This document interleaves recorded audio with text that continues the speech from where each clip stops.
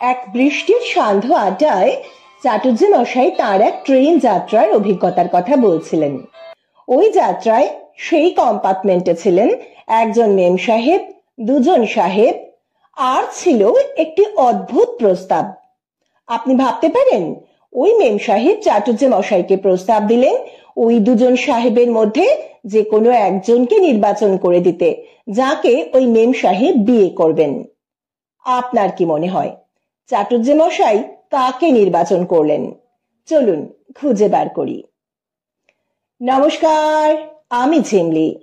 আজ আমি আপনাদের জন্য নিয়ে এসেছি বলাই চাঁদ মুখোপাধ্যায় অর্থাৎ বনফুলের একটি ছোট্ট কিন্তু খুব মজার গল্প। এই গল্পটি শুরু হচ্ছে একটি বর্ষণমুখর সান্ধ্য আড্ডায়।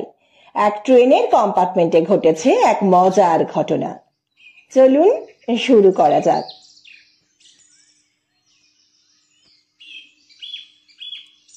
চাটুজ্জে মশাই পাঁজি দেখিয়া বলিলেন, রাত্রি ৯টা ৫৭ গতে অম্বুবাচী নিবৃত্তি। তার আগে এই বৃষ্টি থামবে না, এখন তো সবে সন্ধে। বিনোদ উকিল বলিলেন, তাই তো, বাসায় ফেরা যায় কি করে? গৃহস্বামী বংশলোচন বাবু বলিলেন, বৃষ্টি থামলে সে চিন্তা করো, আপাতত এখানেই খাওয়া দাওয়ার ব্যবস্থা হোক। উদো, বলে আয় তো বাড়ির ভেতর। চাটুজ্জে বলিলেন, মসুর ডালের খিচুড়ি আর ইলিশ মাছ ভাজা। বিনোদ বাবু তাকিয়াটা টানিয়া লইয়া বলিলেন, তা তো হলো, কিন্তু ততক্ষণ সময় কাটে কিসে? চাটুজ্জে মশাই একটা গল্প বলুন। চাটুজ্জে ক্ষণকাল চিন্তা করিয়া বলিলেন, আর বছর মুঙ্গেরে থাকতে আমি এক বাঘিনীর পাল্লায় পড়েছিলুম। বিনোদ বাবু বাধা দিয়া বলিলেন, দোহাই চাটুজ্জে মশাই, বাঘের গল্প আর নয়। চাটুজ্জে একটু ক্ষুণ্ণ হইয়া বলিলেন, তবে কিসের কথা বলবো, ভূতের না সাপের? এই বর্ষায় বাঘ, ভূত, সাপ সমস্ত অচল। একটি মোলায়েম দেখে প্রেমের গল্প বলুন। গল্প আমি বলি না, যা বলি সমস্ত নিছক সত্য কথা। বেশ তো, একটি নিছক সত্য প্রেমের কথাই বলুন। নগেন বলিল, তবেই হয়েছে, চাটুজ্জে মশাই প্রেমের কথা বলবেন। বয়স কত হলো চাটুজ্জে মশাই, আর কটা দাঁত বাকি আছে? প্রেম কি চিবিয়ে খাবার জিনিস? ওরে গর্ধব, দাঁতে প্রেম হয় না, প্রেম হয় মনে। নগেন বলিল, মন তো শুকিয়ে আমসি হয়ে গেছে, প্রেমের আপনি জানেন কি? সব ভুলে মেরে দিয়েছেন। প্রেমের কথা বলবে তরুণরা। কি বলিস উদো? তরুণ কি রে বাপু, সোজা বাংলায় বল চ্যাংড়া। ৩ কুড়ি বয়স হলো, কেদার চাটুজ্জে প্রেমের কথা জানে না, জানে যত হ্যাংলা চ্যাংড়ার দল। বিনোদ বাবু বলিলেন, আহা, কেন ব্রাহ্মণকে চটাও, শোনোই না ব্যাপারটা। চাটুজ্জে বলিলেন, বর্ণের শ্রেষ্ঠ হলেন ব্রাহ্মণ। দর্শন বলো, কাব্য বলো, প্রেমতত্ত্ব বলো, সমস্ত বেরিয়েছে ব্রাহ্মণের মাথা থেকে। আর ব্রাহ্মণের শ্রেষ্ঠ হলেন চাটুজ্জে, যথা বঙ্কিম চাটুজ্জে, শরৎ চাটুজ্জে, আর এই কেদার চাটুজ্জে। কেন বলবো না, তোমাদের ভয় করবো নাকি? যাক যাক, আপনি আরম্ভ করুন। চাটুজ্জে মশাই আরম্ভ করিলেন। আর বছরের ঘটনা, আমি এক অপরূপ সুন্দরী নারীর পাল্লায় পড়েছিলুম। নগেন বলিল, এই যে বলছিলেন বাঘিনীর পাল্লায়। বিনোদ বলিলেন, একই কথা। চাটুজ্জে বলিলেন, ওরে মুখ্যু, বাঘিনীর পাল্লায় পড়েছিল মুঙ্গেরে, আর এই নারীর ব্যাপার ঘটেছিল পাঞ্জাব মেলে, টুন্ডলার দিকে। যাক, ঘটনাটা শোনো। গেল বছর মাঘ মাসে চরণ ঘোষ বললে তার ছোট মেয়েটিকে টুন্ডলায় রেখে আসতে। জামাই সেখানেই কর্ম করে কিনা, সুবিধেই হলো। পরের পয়সায় 2nd ক্লাসে ভ্রমণ, আর ফেরবার পথে একদিন কাশিবাসও হবে। মেয়েটাকে তো নির্বিবাদে পৌঁছিয়ে দিলুম। ফেরার সময় টুন্ডলা স্টেশনে দেখি গাড়িতে তিলার্ধ জায়গা নেই। আগ্রার ফেরত একপাল মার্কিন ভবঘুরে সমস্ত 1st 2nd ক্লাসের বেঞ্চি দখল করে আছে। ভাগ্যিস জামাই রেলের ডাক্তার, তাই গার্ডকে বলে কয়ে আমায় একটা 1st ক্লাসে ঠেলে তুলে দিলে। গাড়িও তখনই ছাড়লো। তখন সকাল 7টা হবে, কিন্তু কুয়াশায় চারিদিক আচ্ছন্ন, গাড়ির মধ্যে সমস্ত ঝাপসা। কিছুক্ষণ ধাঁধা লেগে চুপটি করে দাঁড়িয়ে রইলুম। তারপর ক্রমে ক্রমে কামরার ভেতরটা ফুটে উঠল। দেখেই চক্ষু স্থির। ওধারের বেঞ্চিতে একটা অসুরের মতন আখাম্বা ঢ্যাঙা সাহেব চিৎপাত হয়ে চোখ বুজে হাঁ করে শুয়ে আছে, আর মাঝে মাঝে বিড়বিড় করে কি বলছে। দু বেঞ্চের মাঝে মেঝের ওপর আর একটা বেঁটে মোটা সাহেব মুখ বুজে ঘুমুচ্ছে, আর মাথার কাছে একটা খালি বোতল গড়াগড়ি যাচ্ছে। এধারের বেঞ্চিতে কেউ নেই, কিন্তু তাতে দামি বিছানা পাতা, তার ওপর একটা অদ্ভুত পোশাক, বোধহয় ভাল্লুকের চামড়ার, আর নানা রকম জিনিসপত্র ছড়ানো রয়েছে। গাড়ি চলছে, পালাবার উপায় নেই। বেঞ্চের শেষ দিকে একটা চেয়ারের মতন জায়গা ছিল, তাইতে বসে দুর্গা নাম জপতে লাগলুম। কোনো গতিকে সময় কাটতে লাগলো। সাহেব দুটো শুয়েই রইল। আমারও মনে একটু একটু করে সাহস এলো। হঠাৎ বাথরুমের দরজা খুলে বেরিয়ে এলো এক অপরূপ মূর্তি। দূর থেকে বিস্তর মেম সাহেব দেখেছি, কিন্তু এমন সামনাসামনি দেখবার সুযোগ কখনো ঘটেনি। মুখখানি চিনে করমচা, ঠোঁট দুটি পাকা লঙ্কা, মার্বেলে কোঁদা আজানুলম্বিত দুই বাহু, চোস্ত ঘাড় ছাঁটা, কেবল কানের কাছে শনের মতো দুগাছি চুল কুণ্ডলি পাকিয়ে আছে, পরনে একটি 1.5 হাতি গামছা। বিনোদবাবু বলিলেন, গামছা নয় চাটুর্যে মশাই, ওকে বলে স্কার্ট। কাটফাট জানি নে বাবা, স্পষ্ট দেখলুম বাদিপোতার গামছা খাটো করে পরা, তার নিচে নেমে এসেছে গোলাপি কলা গাছের মতন 2 পা। মোজা আছে কি নেই বুঝতে পারলুম না। দেহযষ্টি কথাটা এতদিন ছাপার হরফেই পড়েছি, এখন সচক্ষে দেখলুম, হ্যাঁ যষ্ঠী বটে। মাথা থেকে বুক কোমর অবধি একদম চাঁচা ছোলা, কোথাও একটু উঁচু নিচু টক্কর নেই। সঞ্চারিণী পল্লবিনী লতেব নয়, একেবারে জ্বলন্ত হাউয়ের কাঠি। দেখে বড়ই ভক্তি হলো। কপালে হাত ঠেকিয়ে বললুম, সেলাম মেম সাহেব। ফিক করে হাসলেন। পাকা লঙ্কার ফাঁক দিয়ে গুটি কত কাঁচা ভুট্টার দানা দেখা গেল। ঘাড় নেড়ে বললেন, গুড মর্নিং। মেম নৃত্য পড়া অপ্সরার মতো চঞ্চল ভঙ্গিতে এসে বেঞ্চে বসলেন। আমি কাঁচুমাচু হয়ে চেয়ার ছেড়ে উঠে পড়লুম। মেম বললেন, সিট ডাউন বাবু, ডরো মত। দেবীর এক হাতে বড়া ভয়, অপর হাতে সিগারেট। বুঝলুম প্রসন্ন হয়েছেন। আর আমায় মারে কে? ইংরেজি ভালো জানি না, হিন্দি ইংরেজি মিশিয়ে নিবেদন করলুম। নিতান্ত স্থান না পেয়েই এই অনধিকার প্রবেশ করেছি, অবশ্য গার্ডের হুকুম নিয়ে। মেম সাহেব যেন কসুর মাফ করেন। মেম আবার অভয় দিলেন। আমিও ফের বসে পড়লাম, কিন্তু নিস্তার নেই। মেম সাহেব আমার পাশে বসে একটু দাঁত বার করে আমাকে এক দৃষ্টিতে নিরীক্ষণ করতে লাগলেন। এই কেদার চাটুর্যকে সাপে তাড়া করেছে, বাঘে পেছু নিয়েছে, ভূতে ভয় দেখিয়েছে, হনুমানে দাঁত খিচিয়েছে, পুলিশ কোর্টের উকিল জেরা করেছে, কিন্তু এমন দুরবস্থা কখনো ঘটেনি।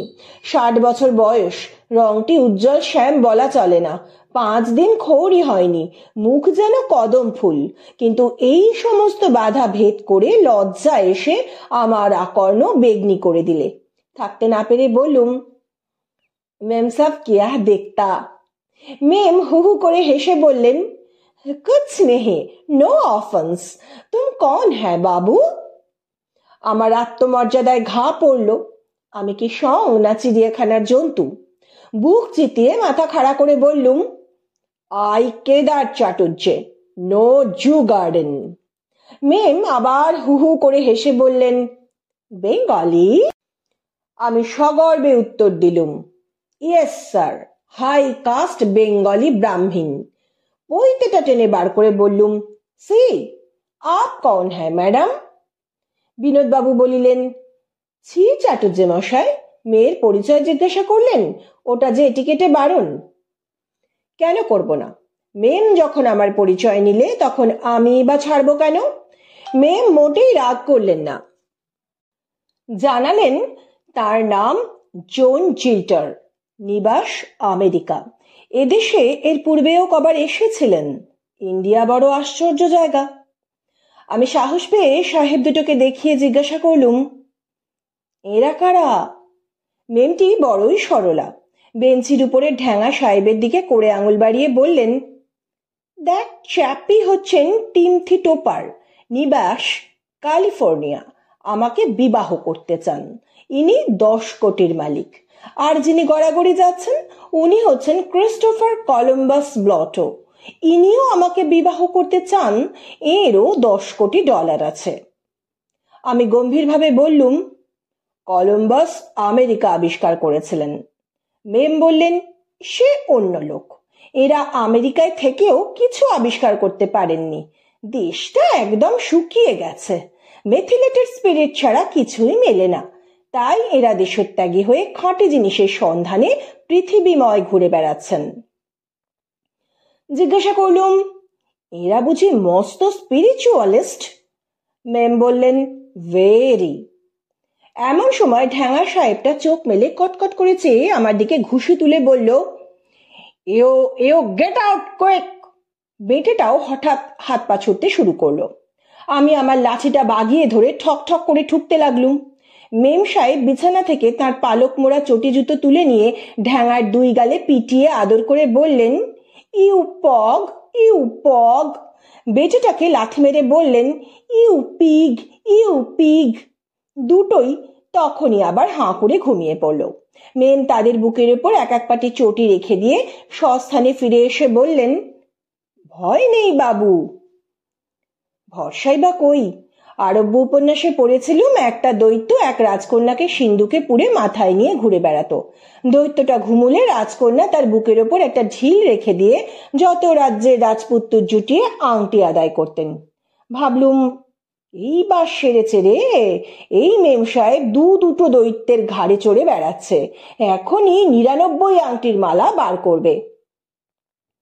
যা ভয় করেছিলাম ঠিক তাই। আমার হাতে একটা রূপো আর তামার তারে জড়ানো পলা বসানো আংটি ছিল। মেম সাহেব হঠাৎ সেটাকে দেখে বললেন, হাউ লাভলি। দেখি বাবু, কিরকম আংটি?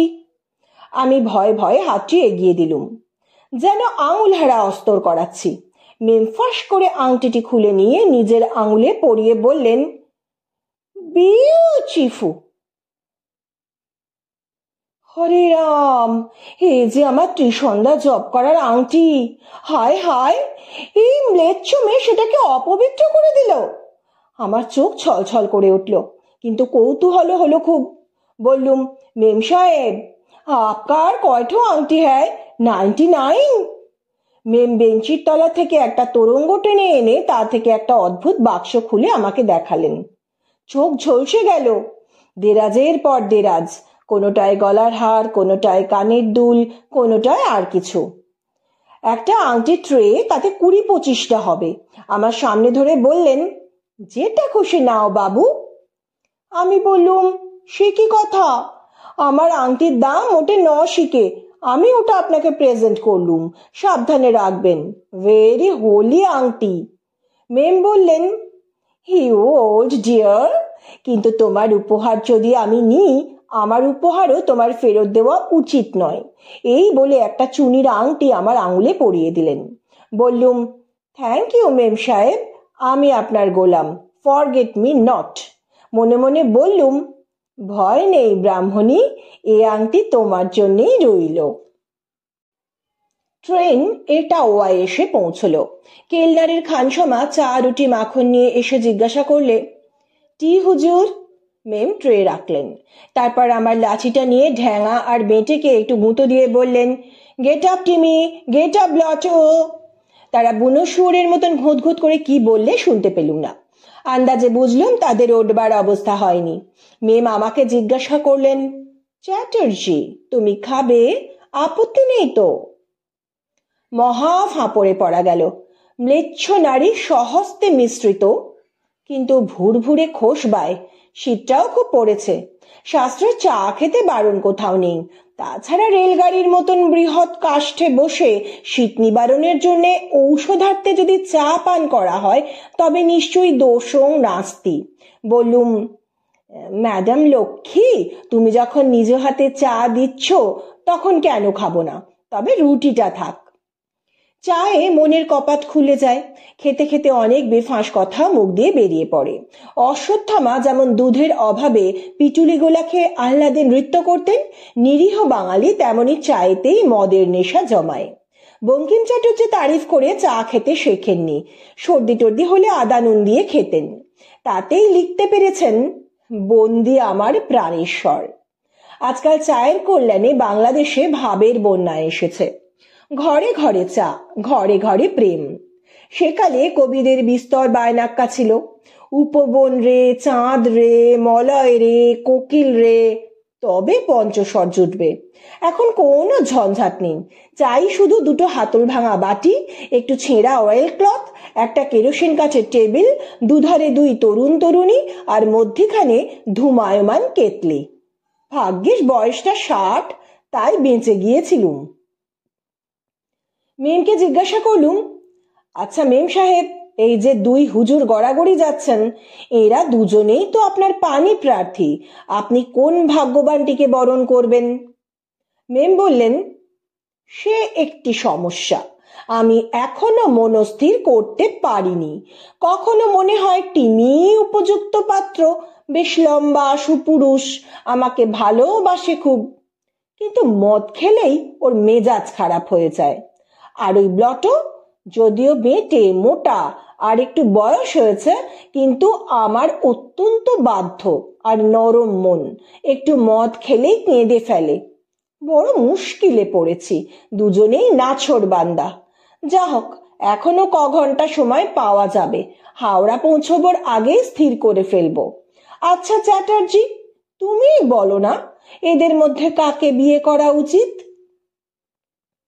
বললুম, মেম সাহেব, আপনি এদের স্বভাব চরিত্র যে প্রকার বর্ণনা করলেন, তাতে বোধ হয় দুটি অতি সুপাত্র, তবে কিনা এরা যেরকম বেহুঁশ হয়ে আছেন। মেম বললেন, ও কিছু নয়, একটু পরে দুজনেই চাঙ্গা হয়ে উঠবে। আমি বললুম, আপনার নিজের যদি কোনোটির ওপর বেশি ঝোঁক না থাকে, তবে আপনার বাপ মার উপর স্থির করার ভার দিন না। মেম বললেন, আমার বাপ মা কেউ নেই, নিজেই নিজের অভিভাবক। দেখো চ্যাটার্জি, তোমার ওপরেই ভার দিলুম, তুমি বেশ করে দুটোকে ঠাউরে দেখো, মোগলসরাইয়ে নেমে যাবার আগেই তোমার মত আমাকে জানাবে। ভেবেছিলুম একটা টাকা ছুঁড়ে চিতুবুর করে দেখে মনস্থির করব, কিন্তু তুমি যখন রয়েছ তখন আর দরকার নেই। ব্যবস্থা মন্দ নয়, আত্মীয় বন্ধুদের জন্য এ পর্যন্ত বিস্তর বরকনে ঠিক করে দিয়েছি, কিন্তু এমন অদ্ভুত পাত্র দেখার ভার কখনো পাইনি। দুজনেই ক্রোড়পতি, দুজনেই পাড় মাতাল, একটা লম্বায় বড় আর একটা ওজনে পুষিয়ে নিয়েছে। বিদ্যা বুদ্ধির পরিচয় এ যাবৎ যা পেয়েছি তা শুধু ঘোঁত ঘোঁত। চুলোয় যাক, মেমের যখন আপত্তি নেই তখন যেটার হয় নাম বলবো। আর যদি বুঝি যে মেম আমার কথা রাখবে, তবে বলবো, মা লক্ষ্মী, মাথা যখন আগেই মুড়িয়েছ, তখন বাকি কাজটুকুও সেরে ফেলো, এই দু বেটা ভাবি স্বামীকে ঝেঁটিয়ে নরকস্ত করো। গল্প করতে করতে বেলা প্রায় 9:30 হয়ে এলো। এরপরেই একটা ছোট স্টেশনে গাড়ি থামবে। সেই অবসরে সাহেব মেমরা হাজরি খেতে খানা কামরায় যাবে। এতক্ষণ ঠাউর হয়নি, এখন দেখতে পেলুম চা খেয়ে মেমের ঠোঁট ফ্যাকাশে হয়ে গেছে। বুঝলুম রংটি কাঁচা। মেম একটি সোনার কৌটো খুললেন, তা থেকে বেরুলো একটা ছোট আরশি, একটা লাল বাতি, একটি পাউডারের পুঁটুলি।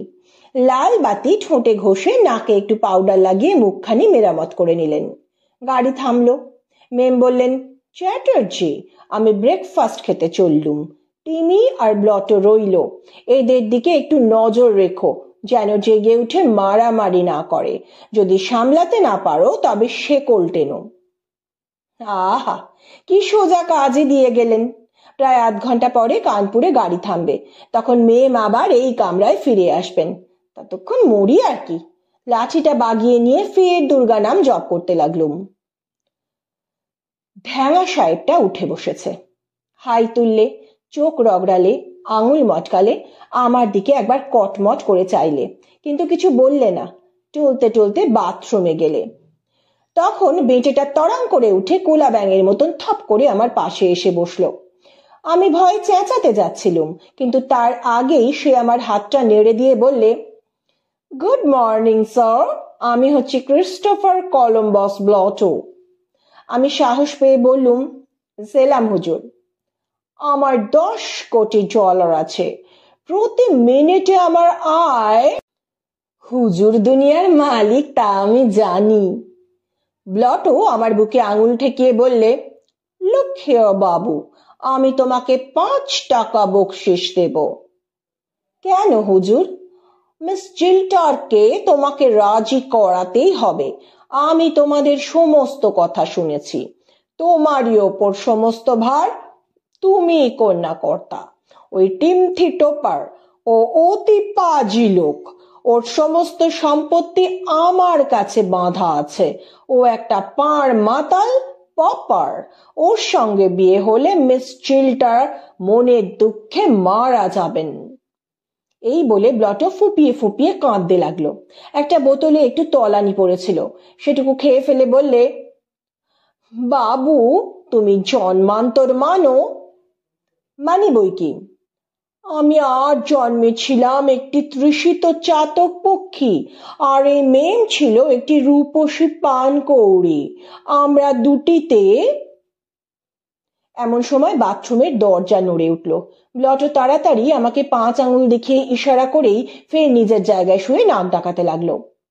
ঢ্যাঙা সাহেব, মেম যাকে টিমি বলে, ফিরে এসে নিজের বেঞ্চে গ্যাঁট হয়ে বসলো।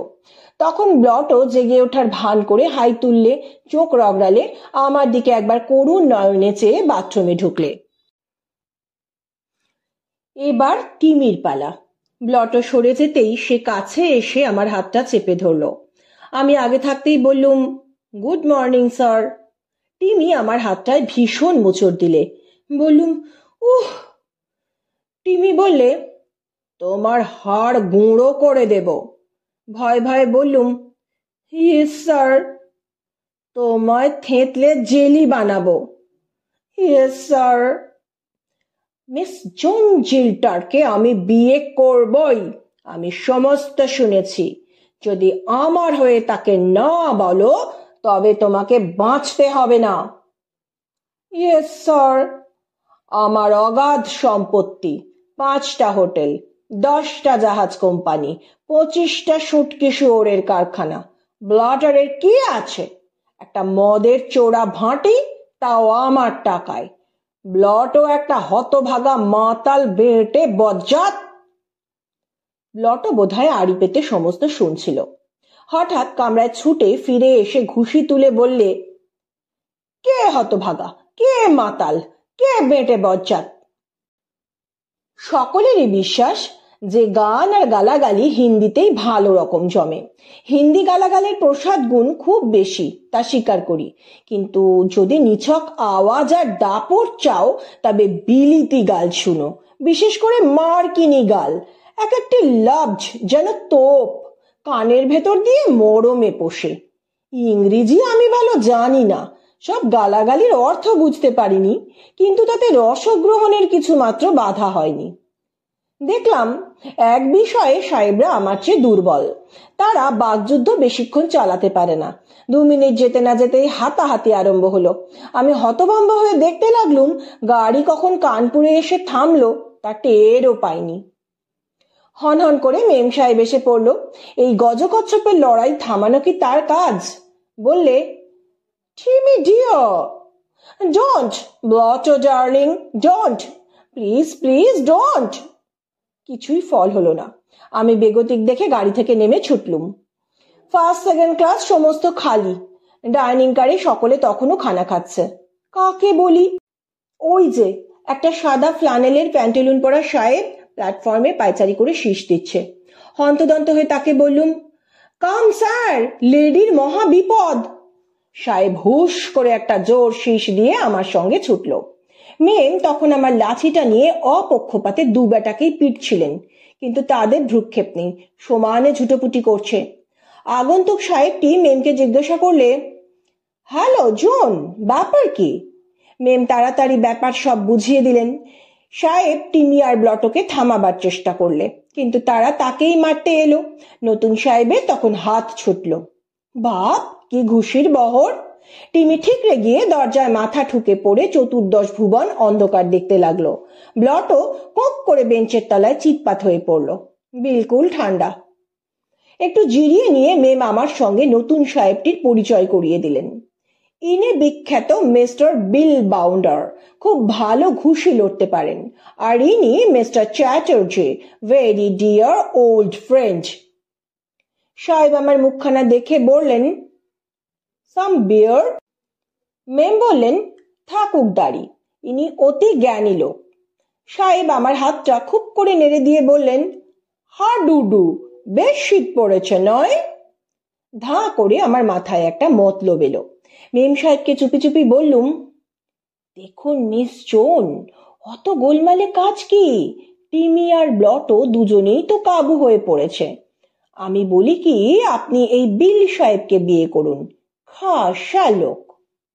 মেম বললেন, রাইটও, আমার এতক্ষণ কথাটা মনেই পড়েনি। আই সে বিল, আমায় বিয়ে করবে? বিল বললে, রাদার, কে বলে আমি করব না? রাধা মাধব, সাহেব জাতটা ভারী বেহায়া।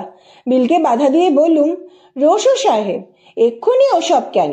আমি হচ্ছে ব্রাইড মাস্টার, কন্যা কর্তা। তোমার কুলশীলাকে জেনে নি, তারপর আমি মত দেব। বিল বললে, আমার ঠাকুরদা ছিলেন মুচি, আমার বাপও ছেলেবেলায় জুতো সেলাই করতেন। আমি বললুম, তাতে কুলো মর্যাদা কমে না। তোমার আয় কত? বিল একটু হিসেব করে বললে, মিনিটে 10,000, ঘন্টায় 6 লাখ। কিন্তু চিন্তা করবেন না, আমার মাসি মারা গেলে আয় আরেকটু বাড়বে। তার 25টা বড় বড় পুকুর আছে, নোনা জলে ভর্তি, তাতে তিমি মাছ কিলবিল করছে। বললুম, থাক, আর বলতে হবে না, আমি মত দিলুম। এগিয়ে এসো, আমি আশীর্বাদ করব, রিয়াল হিন্দু স্টাইল। কিন্তু ধান দুব্ব কই? জানালা দিয়ে গলা বাড়িয়ে বললুম, এই কুলি, জলদি থোড়া ঘাস ছিড়কে লাও, পয়সা মিলেগা। ইংরেজি আশীর্বাদ তো জানি না। বললুম, যদি আপত্তি না থাকে তবে বাংলাতেই বলি। নিশ্চয় নিশ্চয়। সাহেবের মাথায় এক মুঠো ঘাস দিয়ে বললুম, বেঁচে থাকো, ধন তো যথেষ্ট আছে, পুত্রও হবে, লক্ষ্মী এই সঁপে দিলুম। কিন্তু খবরদার বেটা, বেশি মদ টদ খেও না, তাহলে ব্রহ্ম সাপ লাগবে। সাহেব আরেকবার আমার হাতে ঝাঁকুনি দিয়ে নড়া ছিঁড়ে দিলে। মেমকে বললুম, মা লক্ষ্মী, তোমার ঠোঁটের সিঁদুর অক্ষয় হোক। বীর প্রসবিনী হয়ে কাজ নেই মা, ও আশীর্বাদটা আমাদের অবলাদের জন্যই তোলা থাক। তুমি আর গরিব কালা আদমিদের দুঃখের নিমিত্ত হয়েও না, গুটি কত শান্তশিষ্ট বাচ্চা কাচ্চা নিয়ে ঘর কন্যা করো। মেম হঠাৎ তার মুখখানা উঁচু করে আমার সেই 5 দিনের খোঁচা খোঁচা দাড়ির ওপরে। বিনোদবাবু বলিলেন, ছি ছি ছি। চাটুর্য মশাই বলিলেন, দেবী চৌধুরানীতেও ওই রকমই লিখেছে বটে। আচ্ছা চাটুর্য মশাই, পাকা লঙ্কার আস্বাদটা কিরকম লাগলো?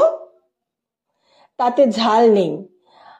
আরে ওই হলো ওদের রেয়াজ, ওই রকম করেই ভক্তি শ্রদ্ধা জানায়, তাতে লজ্জা পাবার কি আছে? চাটুর্য মশাই বলিতে লাগিলেন, তারপর দেখি ঢ্যাঙা আর বেঁটে মুখ চুন করে নেমে যাচ্ছে, জন 2 কুলি তাদের মালপত্র নামাচ্ছে। গাড়ি ছাড়লো।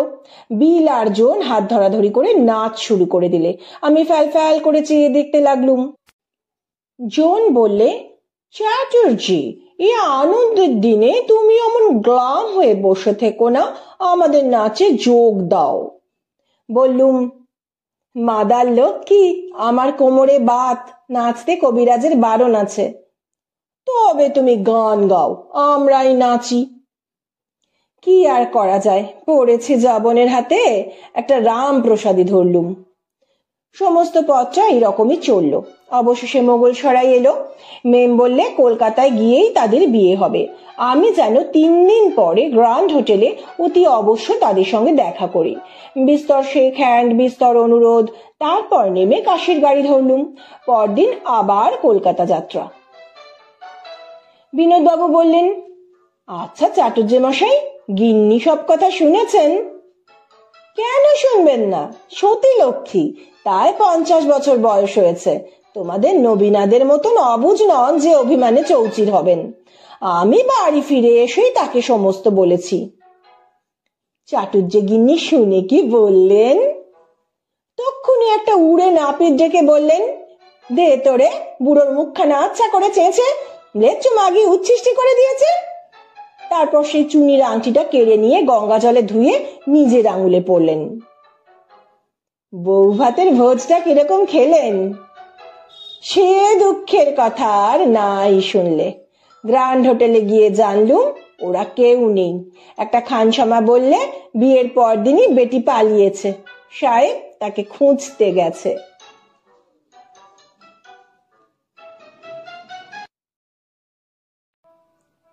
বনফুলির গল্প শেষ হলেও ভাবনার একটা রেশ রেখে যায়।